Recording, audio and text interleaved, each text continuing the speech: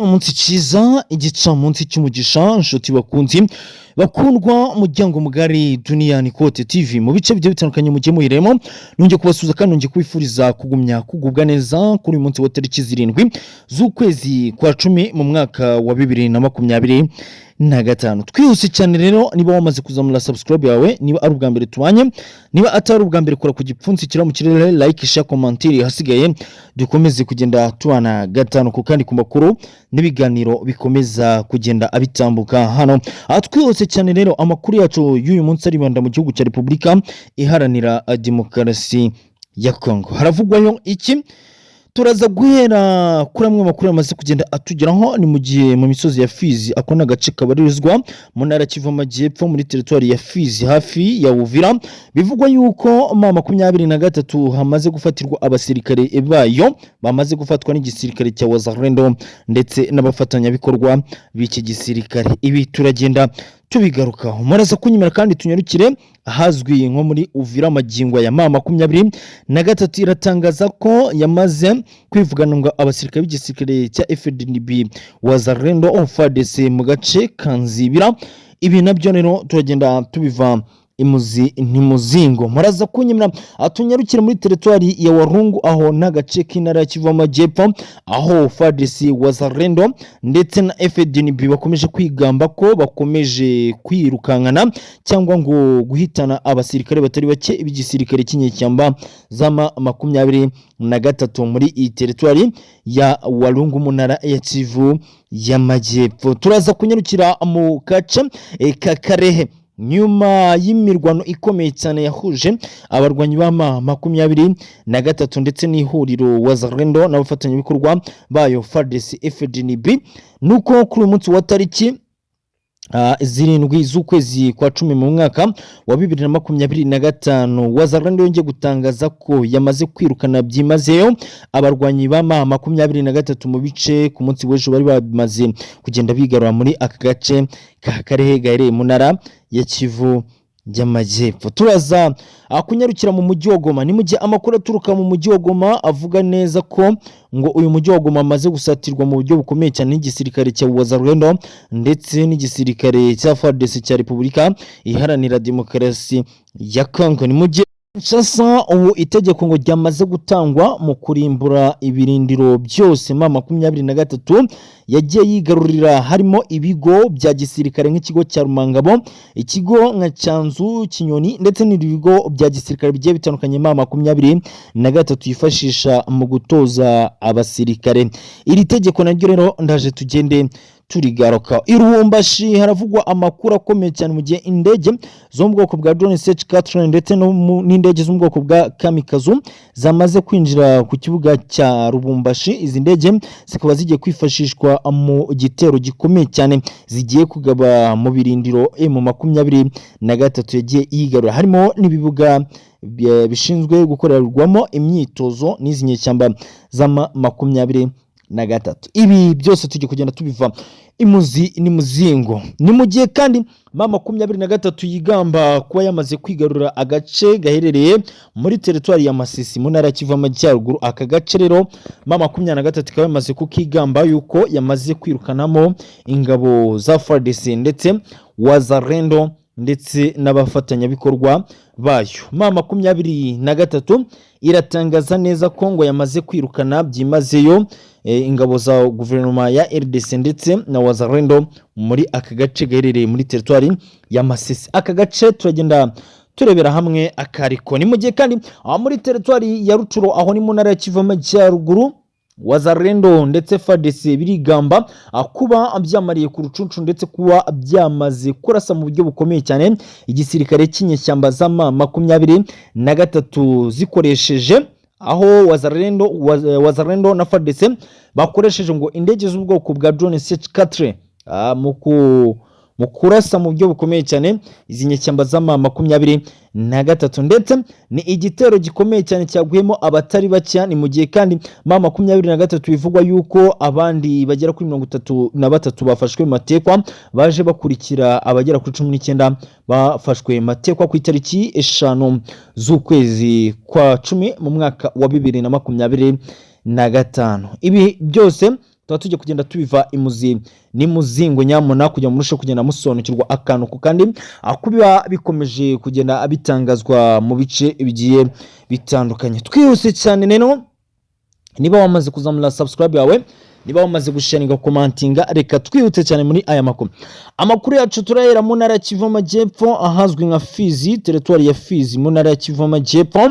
Haravugwa Matekwa, umwe mu basirikare b'igisirikare cy'inyeshyamba z'ama 23 igisirikare kibarizwa mu burasirazuba bwa Repubulika Iharanira Demokarasi ya Kongo. Ni igisirikare rero gishinjwa kuba gikorana bya hafi n'igihugu cy'u Rwanda. Kuri uyu munsi wa tariki 7 z'ukwezi kwa 10 mu mwaka wa 2025 nibwo Wazalendo yongeye kwigamba ko yafashe Matekwa y'igisirikare cy'inyeshyamba z'ama 23 ahazwi nka Fizi mu musozi uhana imbibi na Uvira. Imatekwa rero yagiye isobanura byinshi ndetse yagiye itanga imipango M23 ifite muri Fizi ndetse byimazeyo no muri teritwari ya Uvira. M23 ikomeje kugenda ishaka kwinjiramo, nyamara bikaba byaramaze kugenda abinanira mu buryo bukomeye cyane. Ni mu gihe kandi hazwi nka Nzibira hano M23 yigambye ko imaze kwahitanira abasirikare b'igisirikare cya Wazalendo FARDC ndetse na FDNB. Ni mu gihe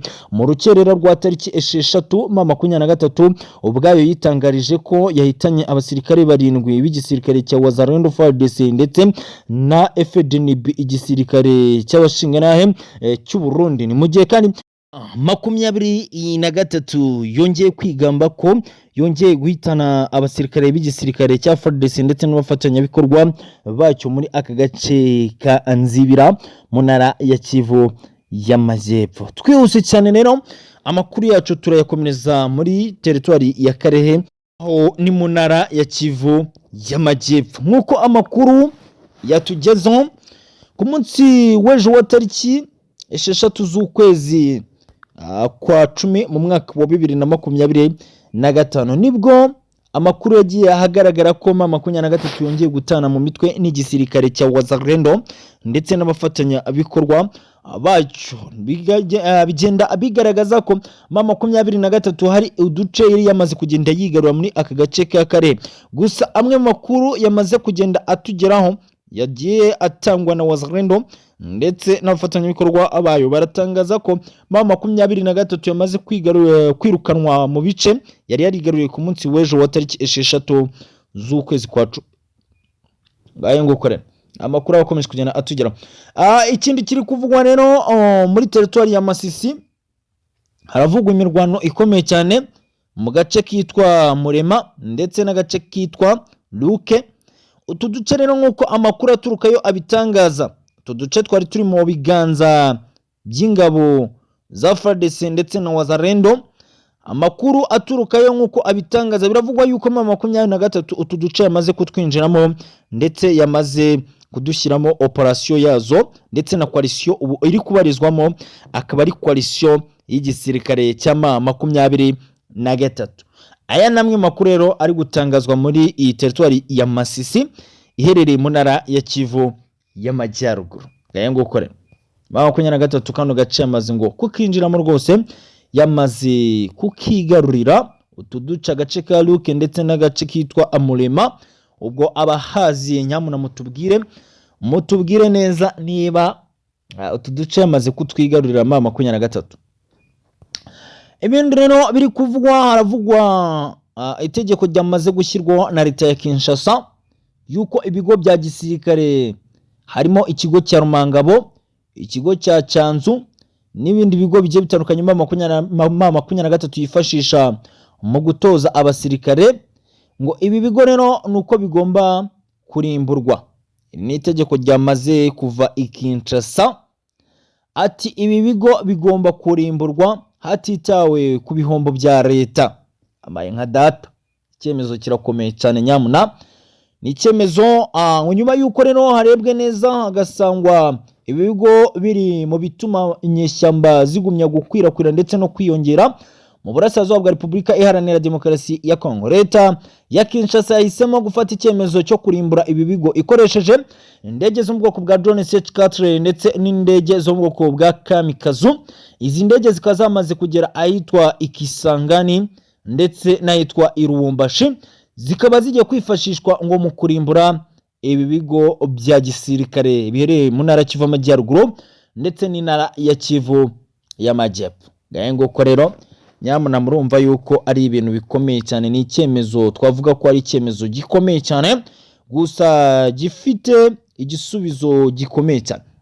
Muri teritwari ya Rutshuru, Wazalendo irigamba kwivugana umwanzi mu buryo bukomeye cyane M23. Ni mu gihe Wazalendo itangaza ko yivuganye abasirikare b'ihuriro AFC M23, abasirikare bagera kuri 5. Ni mu gihe kandi Wazalendo yigamba kuba yafashe matekwa 33 b'igisirikare cy'inyeshyamba za M23 muri iyi teritwari ya Rutshuru. Nka data aba rero ngo nabaje nyuma yuko M23 nanone abasirikare bayo bahaguye muri iyi teritwari ya Rutshuru ndetse 19 bafatwa amatekwa muri iyi teritwari ya Rutshuru. Murumva ni ibyago bikomeye cyane bikomeje kugwira M23 muri iyi teritwari ya Rutshuru, dore ko iyi teritwari yagiye ibagora cyane mu buryo bukomeye cyane. Sasa rero reka mbashimire, reka mbifurize kugumya kugubwa neza, reka mbasabira amahoro y'Imana n'imigisha ibikomeze kubana namwe mu mirimo igiye itandukanye mugiye muheremo. Nyagasani Imana nakomeze kugenda abashyigikira.